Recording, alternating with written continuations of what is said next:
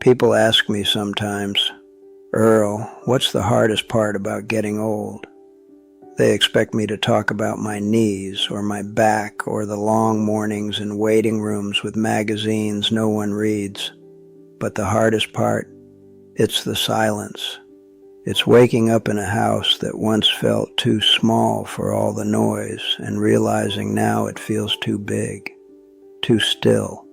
The kind of stillness where you can hear the refrigerator hum and the clock ticking in the hallway. I'm 85 years old. I raised 3 children, 2 boys and a girl. I worked double shifts at the mill for most of my life. Overtime on Saturdays, holidays when I could get them. I wanted them to have what I didn't. They had braces when their teeth needed straightening. They had cleats that fit. They had field trips, music lessons, birthday parties with too many balloons. I drove carpool. I grilled hot dogs in the rain. I stayed up late helping with algebra I barely understood, pretending I did. When they graduated, I clapped until my palms hurt. I believed that was the rhythm of love. You give, you give, you give. And one day, when you're slower and softer around the edges, it comes back around. But life doesn't always follow the rhythm we expect. At first, the visits got shorter. Sunday dinners turned into quick drop-ins. Then the drop-ins turned into phone calls. Then the phone calls turned into texts. Now, if I'm honest, I'm grateful when my phone lights up on Christmas morning with a message that says, "Love you, Dad." And that's a strange feeling. Gratitude for something that used to be ordinary. No one prepares you for that part. You sit in your chair, staring at the phone on the table. You tell yourself not to look at it. Then you look at it anyway, and a question starts to echo in your mind. What did I do wrong? You replay memories like you're reviewing old security footage. Maybe I worked too much. Maybe I was too strict when they were teenagers. Maybe I didn't say I love you as often as I should have. You start measuring yourself against a version of perfection that never existed. And so you call. You leave a message. Hey, sweetheart, just checking in. Hope you're doing all right. Call me when you can. You hang up. You wait. You tell yourself they're busy. They've got jobs, kids, responsibilities. You try to be reasonable. You try to be understanding. But when the days stretch into weeks and the silence stretches with them, that waiting starts to feel heavy. Not dramatic, not loud, just heavy. Now listen to me. This is the part that changed everything for me. One night I was sitting at the kitchen table long after dinner. The house was dark except for the light above the stove. I had called both my sons that week, left messages, nothing urgent, just checking in. And I realized something uncomfortable. I wasn't calling because I had something to say. I was calling because I was afraid that if I stopped reaching out, they would slowly forget about me. Afraid that silence meant I no longer mattered. That's a hard thing to admit at 85. But it was the truth. And here's the truth I had to face after that. If you have to constantly remind someone that you're still here, the problem isn't your silence. It's the distance in their attention. And chasing attention doesn't feel like love. It feels like shrinking yourself down to fit inside someone else's convenience. So I made a decision that scared me more than the silence ever had. I stopped calling. No speech, no announcement. I didn't send a message saying I was done. I simply put the phone down. The first week was harder than I expected. My hand would drift toward the phone without me thinking. I'd pick it up, scroll through their names, then set it back down again. I had to sit with the quiet, but in that quiet, I began to notice something. I had built my days around waiting for a ring, waiting for a text, waiting for proof that I was still needed. And when you build your life around waiting, you stop living it. So I asked myself a better question. If I'm not going to spend my time waiting, what am I going to build instead? That question saved me. An old friend of mine, Walter, used to say, if you want birds in your yard, don't chase them. Plant something worth landing on. So I started planting, not in the garden, though I did that too.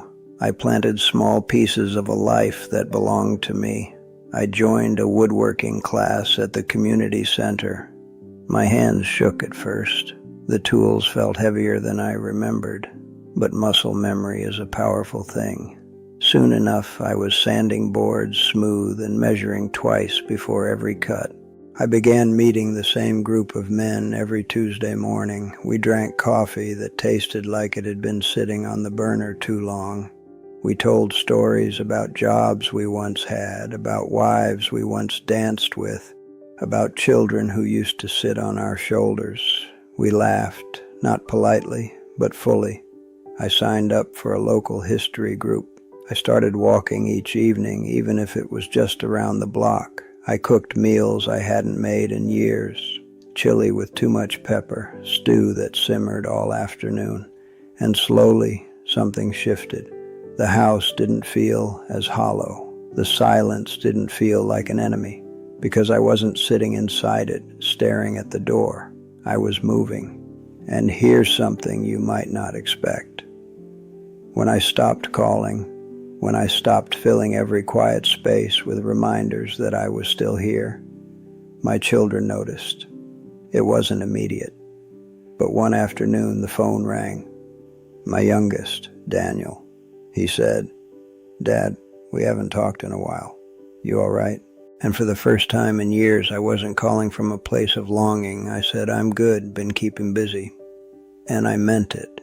We talked for 20 minutes. It wasn't dramatic. It wasn't a reunion scene from a movie.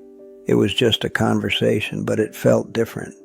Because I wasn't reaching up, I was standing steady. Now I need to tell you something honestly. Not every story ends with children calling more often. Not every distance closes. Sometimes you build your life back up and the phone still rings less than you wish it would. Sometimes your children are caught in their own storms, their own distractions, their own limitations. And yes, that hurts. But here's what I've learned at 85.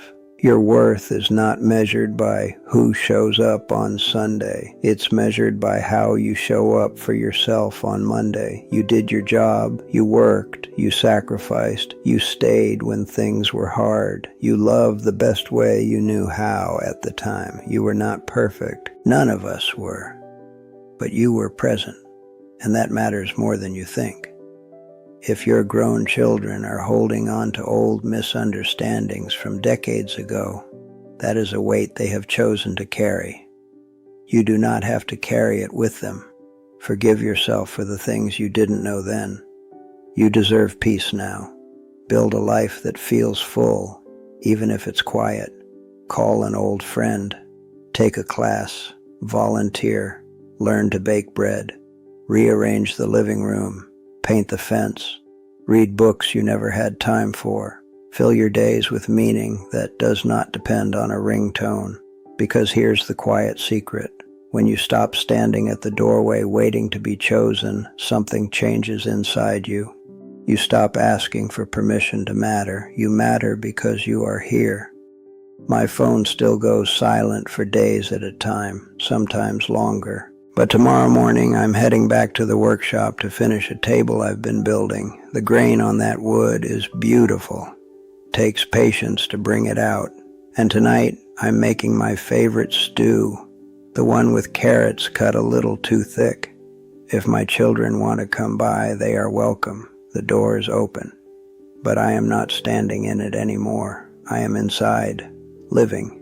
And if you're sitting in a quiet house right now, wondering where you went wrong, let me tell you gently. Maybe you didn't go wrong. Maybe it's just time to stop waiting. Put the phone down, stand up, and build something beautiful that belongs to you. The silence won't feel so loud once you do.